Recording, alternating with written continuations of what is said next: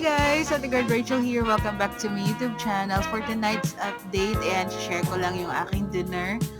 So, natulog ako the whole day. Tapos, nag-jogging ako from SM Aura to St. Luke's to Gate 1. Pagdating sa Gate 1, nakita ako sa may harap ng pill plants ng parang mercato style dun. So, napabili na naman ako ng fruit juice tsaka fish cake.